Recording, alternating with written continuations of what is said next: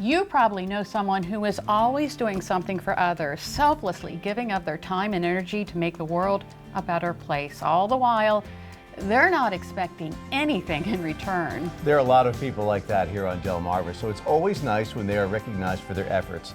That's what happened recently as the Ocean City Chamber of Commerce recognized this year's Citizen of the Year. And we are fortunate enough to have her here with us. She is Wendy Di Buo. Di Buo. Apologize. I should have gotten that right. It's okay. So Hi. welcome. So congratulations. Thank you so much. So you must have been thrilled and shocked when you found out you were Citizen of the Year. I certainly was. I got a text from the director of the Chamber of Commerce that said, would you like to chat? And day before Christmas, and I was like, yes. So she told me that I was a finalist and that I was in good company.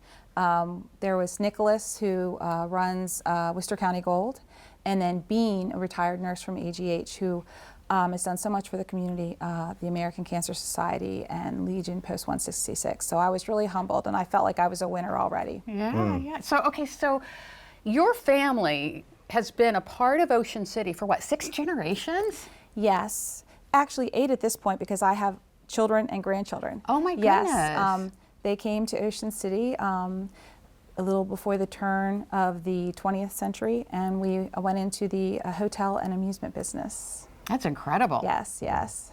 So tell us about the events that happened 25 years ago that kind of led to where you are today. Well, 25 years ago, my husband and my 3 little boys moved into our dream home in Bishopville, and our world was totally rocked. We found out that our son had autism, and what we learned was a valuable lesson, and that is that disabilities do not discriminate. They can happen in any family, and they happened in ours. And at that time, autism was rare on the shore, and no one knew what to do or how to help us. So my husband and I thought about it, and we decided to turn a negative situation into a positive one, and we founded the Autistic Children Support Group of Worcester County, because we never wanted any other family to feel alone like we did at that time when we needed help and we needed assistance. Yeah, because 25 years ago, there wasn't anything there for parents of autistic children, was there? No, and there were limited services in the area, so we knew that time was of the essence, and we did everything we could to bring autism to the community and make them aware. And the support group is still in existence today, and a younger generation is doing the day-to-day. I'm still on the board, and I'm very, very proud of them. It's run completely by parent volunteers. Wonderful. It's a tremendous resource that really started out of a need from Yes. you not really knowing what to do, and now there's so much information about autism out there thanks to you for helping get that started. Well, thank you. It was very important. Early intervention is the key, and it's important. Each child is different. Fortunately for my child, we did everything we could.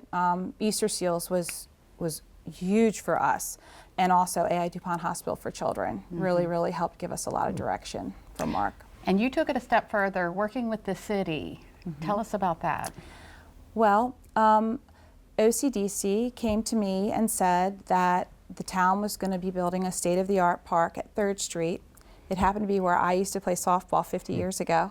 And they said that they were going to have a special needs area in the park. They wanted to have a life-size picture exchange communication board and also a quiet area, a sensory area. And the only issue was they didn't quite have the funding. So I was invited to be on the committee, and my husband and I decided that we would donate. And I'm very excited about this resource because what it does is there are universal picture symbols that have words underneath, and we happen to have it in Spanish and English, where nonverbal kids can communicate with their parents, or verbal kids, and verbal kids can communicate with the nonverbal kids through pictures. And it could say, my turn, your turn, I'm happy, sad, tired, need a break. It has also pictures of like a beach ball, and there's also where the park is, there's birds, like seagulls, and they can point to seagulls, so it's very, very exciting. And then from there, in that committee, things usually drop in my lap, and it did.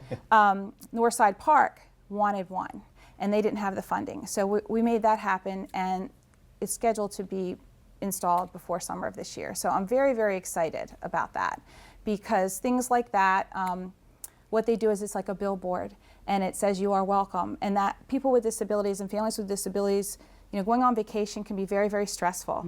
And so these things, you know, basically say you're welcome, you are welcome here. And I'm anxious and excited to see what new things come to Ocean City. Wow.